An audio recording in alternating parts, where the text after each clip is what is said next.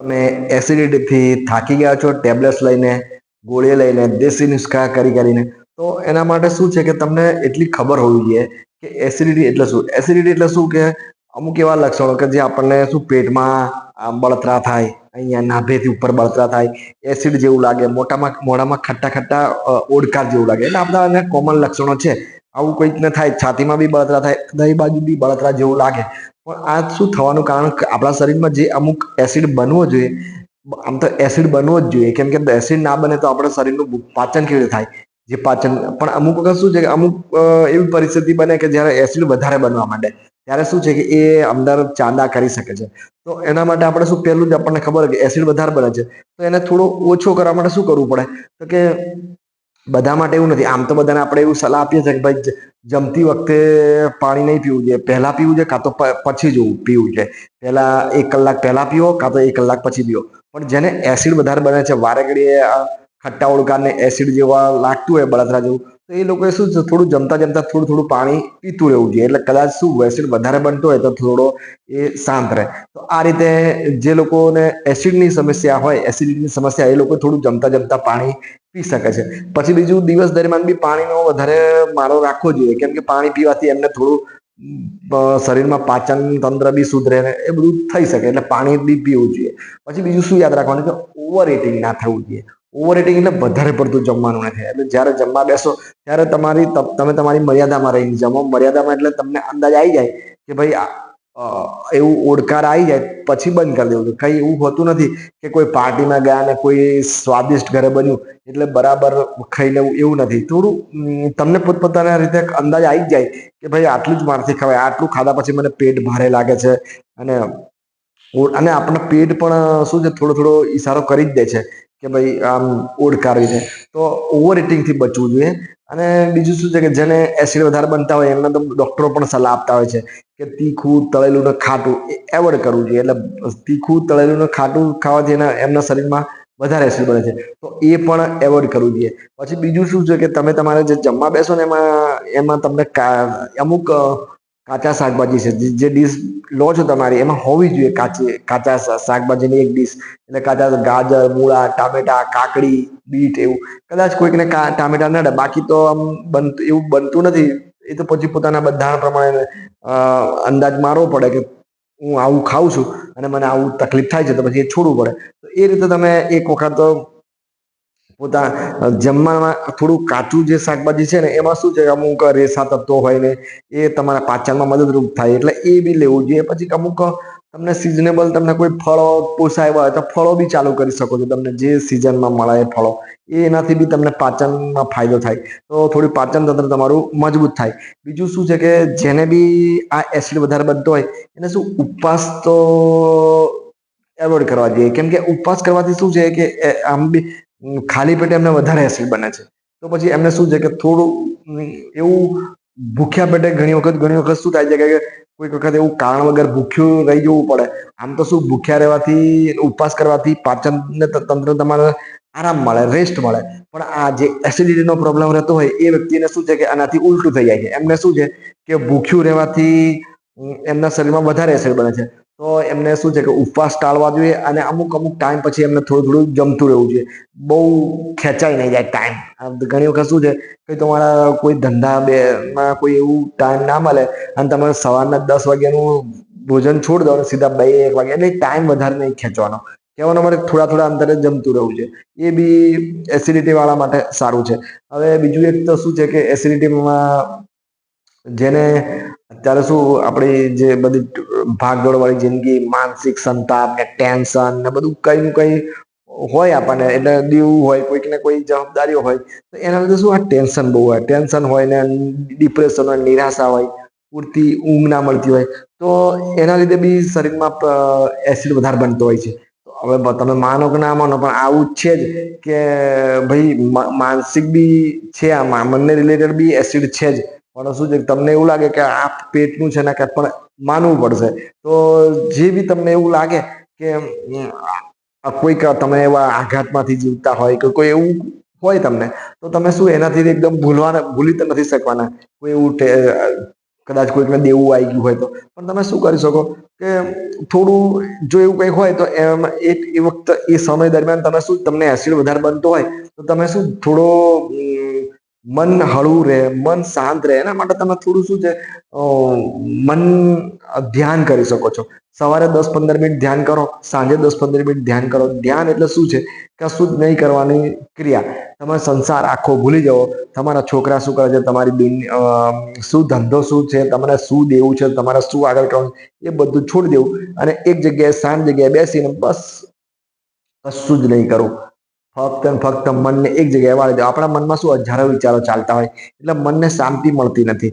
એના લીધે આપણું મન શું છે કે ચગડોળે ચડે. અને મનમાં બધા શું છે, મનને એક જગ્યાએ વાળવું કઈ એટલું બધું સહેલું નથી, એ બી અઘરું છે. એટલે આપણે શું છે કે એના માટે કોઈ એક થીમ નક્કી, એક કોઈ વસ્તુ નક્કી કરવી પડે.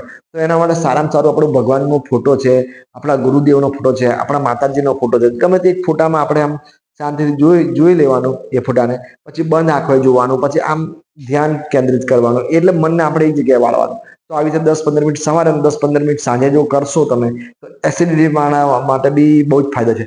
જો આ ધ્યાનથી તો એસિડિટી તો શું પણ બીપી, બ્લડ પ્રેશર, કોલેસ્ટ્રોલ અને અમુક ઘણા એવા શરીરના લેવલો છે, એ ધીરે ધીરે કંટ્રોલ આવી શકે છે.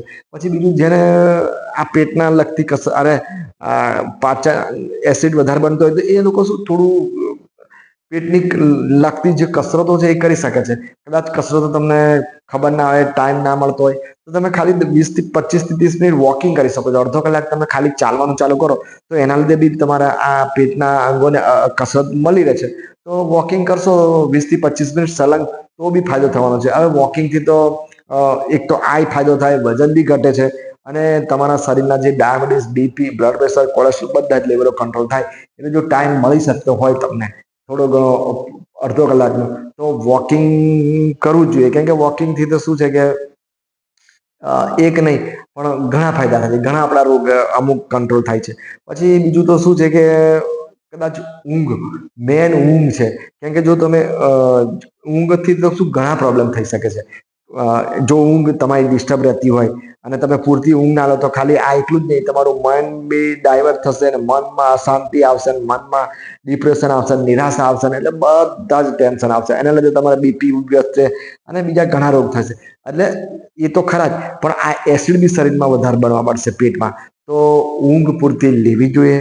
અને ઊંઘ પૂરતી લેવા માટે કદાચ ઘણી વખત શું થતું હોય છે કે આપણે આ બિનજરૂરી જે ચા કોફી પીએ છે ને, એમાં શું કેફીન આવતું હોય છે. એટલે ઘણા લોકો શું કે સાંજે ચા કોફી પીવે, રાત્રે પીવે, અને દિવસ દરમિયાન 5 થી 6 કપ ચા પી નાખે. તો પછી એના લીધે બી તમારી ઊંઘ ડિસ્ટર્બ થાય અને તમને ઊંઘ ના આવે. તો તમે એવું કરી શકો છો, કદાચ જે તમારા જે વ્યસન છે થોડા એ ઓછા કરી દેવા જોઈએ.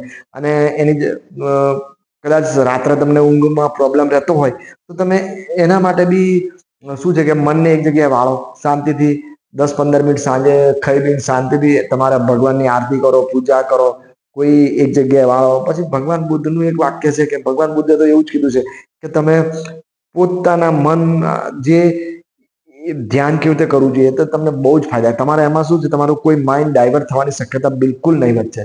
કે તમે બસ એક જગ્યાએ શાંતિથી બેસી જાઓ અને આ બસ આ શ્વાસ લેવાય છે અને શ્વાસ નીકળે છે, એના પર જ ધ્યાન કેન્દ્રિત કરો. શ્વાસ લેવાય છે, શ્વાસ જાય છે, શ્વાસ લેવાય છે, શ્વાસ. એટલે શું છે કે તમારું મન ડાયવર્ટ થવાનું જ નથી. એટલે ધ્યાન એટલે શું કે તમે બસ એક જગ્યાએ મનને વાળો. બધા મનના જે આપણા જે બધા જે જવાબદારીઓ, વિચારો ને બધા ભૂલી જાઓ અને મનને એક જગ્યાએ વાળો. એને કહેવાય ધ્યાન. અને કશું જ નહીં કરવું, બસ સંસાર છોડી ભૂલી જવો, એને કહેવાય ધ્યાન. ધ્યાન કરવાથી ઊંઘ બી આવશે, બીપી કંટ્રોલ થશે, કોલેસ્ટ્રોલ ઘટશે, અમુક આવા જે માનસિક જે રોગો હોય એ બી ઘટે.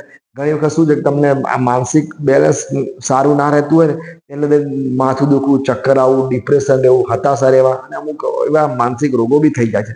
તો એના માટે ઊંઘ ને આ મન શાંત રાખવા માટે આ ધ્યાન બહુ જ જરૂરી છે. તો આ રીતે જે અમુક જે વાત કરી મેં તમને, અને બીજું એક અત્યારે આપણા જે છોકરાઓમાં, જવાનિયા છોકરાઓમાં બી ટેવ પડી ગઈ છે કે શું છે કે વારે ઘડીએ કોઈ ને કોઈ મસાલા, તમાકુ, બીડી, આલ્કોહોલ, બિયર ને દારૂ ને બધું પી કરે છે. હવે એ શું છે વ્યસન. વ્યસન એટલે જેને એસિડિટીનો, આમ તો જેને એસિડિટીનો પ્રોબ્લેમ રહેતો હોય એ લોકોએ તો ખરેખર આ તમાકુ, બીડી, જે સિગરેટ છે, સ્મોક, એટલે ટૂંકમાં કહું તો બધા જ વ્યસન છે એ કદાચ ઓછા કરવા જાય, કાં તો દૂર રહેવું જોઈએ, કાં તો તમે છોડી બી શકો તો બી તમને ફાયદા થાય છે. અને ઘણી વખત શું છે કે તમે આ ચા પીવો છો ને, ચા એનાથી બી ઘણી વખત એસિડ વધી શકે છે. કેમ કે ભૂખ્યા પેટે તમે ચા પીવો તો એટલે ચાના શોખીન હોય, કોફીના સસ્યા હોય, એટલે કોઈ શું કરવું જોઈએ કે કદાચ ઓછી ચા પીવી જોઈએ, પણ એ પણ કદાચ થોડું ખાધા પછી કે થોડું જમ્યા પછી ચા પીવાની ટેવ પાડો, કાં તો ચાની જોડે નાસ્તો કરો. એકદમ ભૂખ્યા પેટે તો કોઈ દિવસ ચા બી ના પીશો, કેમ કે એમને શું એસિડ વધી જાય છે. તો આવી રીતે અમુક અમુક જે એસિડિટીના મેન પોઈન્ટ છે એ મેં તમને કીધા. હવે તમે ઘણી વખત આપણે શું કોઈકના કહેવાથી અમુક દેશી નુસ્ખા કરીએ છીએ. ઘણી વખત લોકો કહે છે કે ભાઈ પાચન તંત્ર સુધારવા માટે દહીં છાશનો ઉપયોગ કરવો જોઈએ. પણ જેને એસિડ વધારે બનતું હોય તો એને શું છે કે તમે દહીં છાશ ને લીંબુનો ઉપયોગ કરો તો આમ તો પાચન તંત્ર તમારું મજબૂત થતું હોય છે આ વસ્તુથી, કેમ કે દહીંમાં તો પાચનના બેક્ટેરિયા. પણ કદાચ કોઈકની પ્રકૃતિ એવી હોય, કોઈકના શરીરમાં વધારે એસિડ બને તો દહીં છાશ ને બધું ખટાશ એમના માટે આ નુસ્ખો બરાબર નથી, એટલે એમને કામ ના લાગે. પછી ઘણા લોકો શું છે કે મેથી છે, જીરું છે, અજમો છે, એ બધું એના ઉકાળા પીવાની સલાહ આપતા હોય છે. તો એ લોકો માટે બી શું છે કે એમને બી કદાચ પ્રોબ્લેમ થઈ શકે છે. તમે એકાદ બે વખત જાતે ખુદના અખતરા કરો કે તમને કેવું લાગે છે કે તમને આ કોઈ એવો કોઈ દેશી નુસ્ખો કે જેમાં તમે જો પાચન તંત્ર મજબૂત કરવા માટે આપણે બધા જનરલી અજમો છે, જીરું છે, અને આપણા રસોડામાંથી બીજું છે મેથી છે, આ બધાનો ઉપયોગ કરતા હોય છે. એને એક એક ચમચી લઈને તમે ઉકાળીને એનો ઠંડો કરીને પીવો છો, કાં તો રાત્રે બોળી રાખો સવારે ઉકાળીને બી પીતા જ હોય છે. તો એનાથી ફાયદા થતા હોય છે. પણ કદાચ એસિડિટી વાળાને કદાચ ઉલટું થઈ શકે છે, એને એસિડ વધારે બની શકે છે. તો એ કદાચ તમે તમારી શરીરના બંધારણમાં શું કહેવા માંગે છે, તમારું શરીર શું કહે છે એના પર ચાલવું જોઈએ. ઘણા લોકો શું છે કે પાચન તંત્ર સુધારવા માટે, મજબૂત કરવા માટે કોઈ મીઠી લીમડી કે લીમડો નાખીને બી ઉકાળો બાળી પીતા હોય છે. તો એને પોતાના બંધારણ મુજબ છે એ કદાચ ફાયદો થઈ શકે છે આમ તો. અને ઘણા લોકો શું ગ્રીન ટી પીવે છે, ગ્રીન ટી થી બી થોડો ઘણો ફાયદો થાય. એટલે મેન શું છે કે તમે મેન કારણ પર ધ્યાન ફોકસ કરો. એસિડિટી શું શાના કારણે થઈ શકે છે? તો કે તીખું તળેલું ખાટું વધારે ખાઓ, વધારે વ્યસન કરો, તમે ઊંઘ પૂરતી ના લો, મગજમાં જવાબદારી ટેન્શન લો, ઉપવાસ વધારે કરો, અને શું છે ઊંઘ પછી તમે અમુક પેટની કસરત ના કરો, ઓવર ઇટિંગ કરો, એટલે અમુક પછી રાત્રે બી ઘણા લોકો શું ભોજન ક્યારે લેવું જોઈએ? તો જનરલી ભોજન શું છે, સૂરજ ડૂબતા પેલા 5 થી 6 વાગ્યા સુધીમાં લેવાની ટેવ પાડો. બને ત્યાં સુધી રાતનું ભોજન છોડી દેવું જોઈએ. કારણ કે રાતનું ભોજન, રાતના ચા નાસ્તા બધા બહુ જ નડતા હોય છે. તો એ તમને વિચાર કરવો પડે આના વિશે. તો મેં તમને જેટલી ખબર હતી મેં તમને કીધી. વિડીયો ગમ્યો હોય તો લાઈક કોમેન્ટ જરૂરથી કરજો.